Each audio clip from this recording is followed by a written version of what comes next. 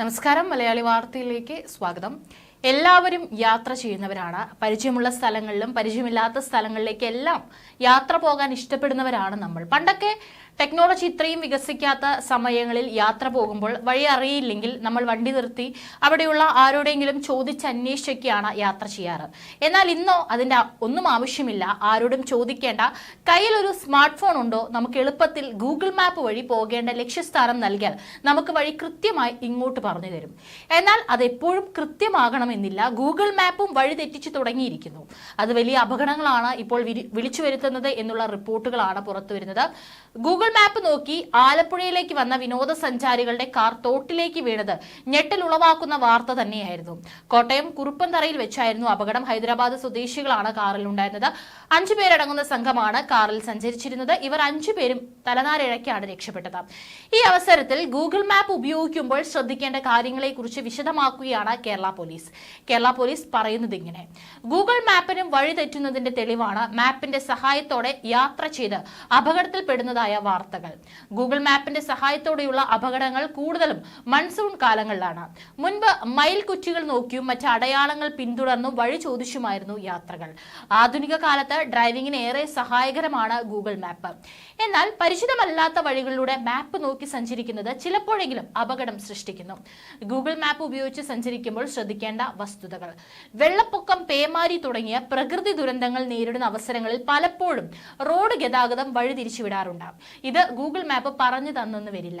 Monsoon കാലങ്ങളിൽ traffic കുറവുള്ള റോഡുകളെ Google map algorithm എളുപ്പം എത്തുന്ന വഴിയായി നമ്മളെ നയിക്കാറുണ്ട്. എന്നാൽ തിരക്ക് കുറവുള്ള റോഡുകൾ സുരക്ഷിതമായി കൊള്ളണമെന്നില്ല. തോടുകൾ കവിഞ്ഞൊഴുകിയും മണ്ണിടിഞ്ഞും മരങ്ങൾ കടപുഴുകി വീണും യാത്രാ സാധ്യമല്ലാത്ത റോഡുകളിലൂടെയും വീതി കുറഞ്ഞതും സുഗമ സഞ്ചാരം സാധ്യമല്ലാത്തതുമായ അപകടങ്ങൾ നിറഞ്ഞ റോഡുകളിലെയും ഗൂഗിൾ മാപ്പ് നമ്മെ നയിച്ചേക്കാം. എന്നാൽ നമ്മെ അത് ലക്ഷ്യസ്ഥാനത്ത് എത്തിച്ചു കൊള്ളണമെന്നില്ല.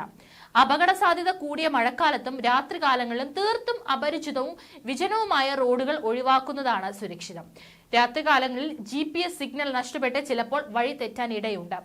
സഞ്ചാരികൾ കൂടുതൽ തിരയുന്ന റിസോർട്ടുകളും ടൂറിസ്റ്റ് കേന്ദ്രങ്ങളും ഗൂഗിൾ ലൊക്കേഷനിൽ മനഃപൂർവ്വമോ അല്ലാതെയോ തെറ്റായി രേഖപ്പെടുത്തി ആളുകളെ വഴിതെറ്റിക്കുന്നതും അപകടത്തിൽപ്പെടുത്തുന്നതും ശ്രദ്ധിക്കേണ്ട വസ്തുതയാണ്. സിഗ്നൽ നഷ്ടപ്പെടാൻ സാധ്യതയുള്ള റൂട്ടുകളിൽ നേരത്തെ തന്നെ റൂട്ട് സേവ് ചെയ്യാം. മാപ്പിൽ യാത്രാ രീതി സെലക്ട് ചെയ്യാൻ മറക്കരുത്. 4 ചക്ര വാഹനങ്ങൾ, ഇരുചക്ര വാഹനങ്ങൾ, സൈക്കിൾ, കാൽനട യാത്ര, ട്രെയിൻ എന്നിങ്ങനെയുള്ള ഓപ്ഷനുകളിൽ ഏതാണെന്ന് വെച്ചാൽ അത് തിരഞ്ഞെടുക്കുക. ബൈക്ക് പോകുന്ന വഴി 4 വീലർ പോകില്ലല്ലോ. ഈ കാരണം കൊണ്ട് തന്നെ വഴി തെറ്റാം.